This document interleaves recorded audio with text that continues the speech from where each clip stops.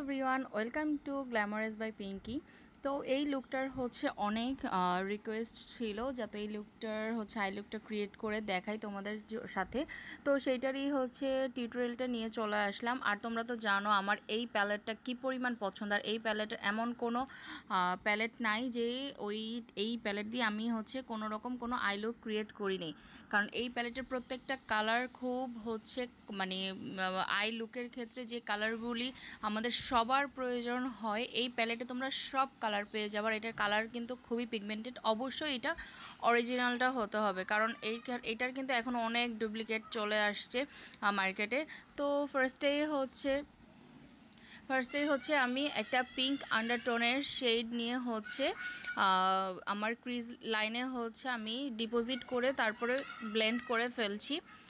এই তো আর আই লুকের ক্ষেত্রে হচ্ছে সবথেকে মেইন পার্ট হচ্ছে ব্লেন্ডিং। তোমরা যত ভালোভাবে ব্লেন্ডিং করতে পারবে, যত ভালোভাবে তোমার আয়ের সাথে কালারটা মিশিয়ে ফেলতে পারবে, তো এই আই লুকটা কিন্তু তত ফ্ললেস এবং তত ভালো লাগবে। তো এই তো আমি হচ্ছে আমার এই সাইডের চোখেও হচ্ছে আমি ব্লেন্ডিং করে ফেলছি। এরপরে হচ্ছে আমি সেকেন্ড কালারে চলে যাব, সেটা হচ্ছে একটা ডার্ক ব্রাউন টোনের একটা শেড নিয়ে হচ্ছে আমার ক্রিজ লাইনটাকে আরেকটু ডিফাইন করব। আর ডিফাইনের ক্ষেত্রেও কিন্তু তোমরা মাথায় রাখতে হবে হচ্ছে দুইটা কালারকে এত ভালোভাবে ব্লেন্ড করতে হবে যাতে কোনো হার্শ লাইন না থাকে, যাতে বোঝা যায় আমার কালারটা ডিপ কালার থেকে একটু লাইট কালারের দিকে হচ্ছে গিয়েছে। তো এইভাবে হচ্ছে তোমরা যদি ব্লেন্ড করতে পারো তাহলেই কিন্তু তোমাদের আই লুকটা খুব বেশি ফ্ললেস এবং অনেক ভালো লাগবে। এরপরে হচ্ছে আমি একটা টার্কিশ গ্রিন হচ্ছে একটা শেড নিচ্ছি, আর এই ড্রেসটার সাথে কিন্তু এই কালারটাই কিন্তু খুব ভালোভাবে যাচ্ছে। তো তোমাদের সাথে আরেকটা জিনিস টিপস শেয়ার করে রাখি, আজকে কিন্তু আমি কোনো কাট ক্রিজ করিনি। যদি আমি কাট ক্রিজ করতাম তাহলে কিন্তু কালারটা ডিপোজিট করতে আমার কোনো প্রবলেম হতো না, কারণ তোমাদের অনেকেরই মনে হতে পারে হচ্ছে যে কালার তো আমি ফার্স্টেই বলেছি কালার এত পিগমেন্টেড, কিন্তু কালার কেন আমি এত বার করে দেওয়ার পরেও হচ্ছে কালারটা বোঝা যাচ্ছে না। তার কারণ হচ্ছে আমার আই লিডে অলরেডি একটা কালার আছে, তো এক্স্যাক্ট শেডটা আনার জন্য আমাকে একটু কষ্ট করতে হচ্ছে। তোমরা যারা কাট ক্রিজ করতে পারো না বা ট্রাই করছো তারা কিন্তু এইভাবেও ট্রাই করতে পারো। আর যদি কাট ক্রিজ তোমাদের ইজি থাকে, কাট ক্রিজ তোমরা করতে পারো, তাহলে কিন্তু কাট ক্রিজ করে নিলে কিন্তু এই কালারটা কিন্তু খুব সুন্দরভাবে একটা সোয়াচেই তোমাদের কালারটা কিন্তু চলে আসবে।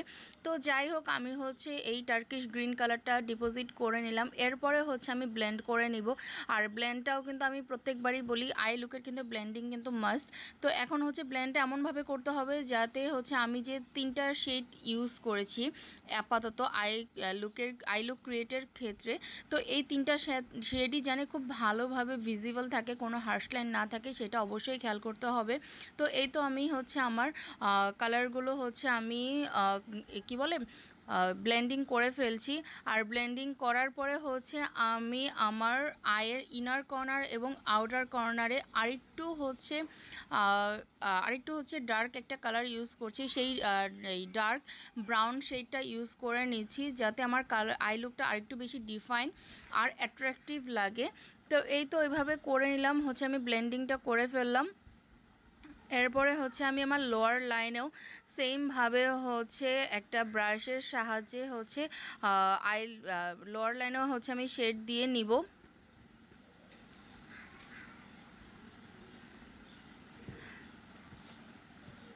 আর এই লুকটা ক্রিয়েট করার জন্য, আর এই লুকের হচ্ছে আমি যে বেস মেকআপটা করেছিলাম সেইটার টিউটোরিয়াল হচ্ছে অলরেডি আমার পেজে প্লাস ইউটিউব চ্যানেলে হচ্ছে দেয়া আছে। তোমরা চাইলে হচ্ছে আমি বেস মেকআপের ক্ষেত্রে কি কি প্রোডাক্ট ইউজ করেছি তোমরা কিন্তু দেখতে পারবে। এখন হচ্ছে আমি একটা কি বলে এটা হচ্ছে একটা মিন্ট লেমন টাইপের একটা শিমার নিয়ে হচ্ছে আমি আমাদের আই লুকের ক্রিয়েটের ক্ষেত্রে আমরা যেইখানে হচ্ছে কাজল ইউজ করি, আজকে আমি কোনো কাজল ইউজ করব না উপরের আপার লাইনে।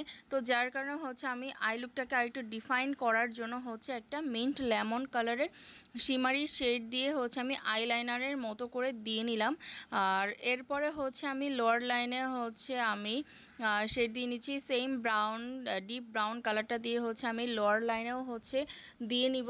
আর লোয়ার লাইনে আজকে হচ্ছে তোমরা এই সে দেখতে পারবে আমি লোয়ার লাইনে হচ্ছে ফার্স্টে হচ্ছে আমি হোয়াইট কাজলটা ইউজ করেছিলাম না, ফার্স্টে হচ্ছে আমি ব্ল্যাক রেখেছিলাম, কিন্তু আমার কাছে মনে হচ্ছিল যে ব্ল্যাকটা দেওয়াতে না আই লুকটা হচ্ছে ভালোভাবে আসতেছে না। এরপরে হচ্ছে আমি একটু হোয়াইট কাজল ইউজ করলাম, আর এখন দেখছো আমার আই লুকটা কিন্তু টোটালি চেঞ্জ হয়ে গেছে।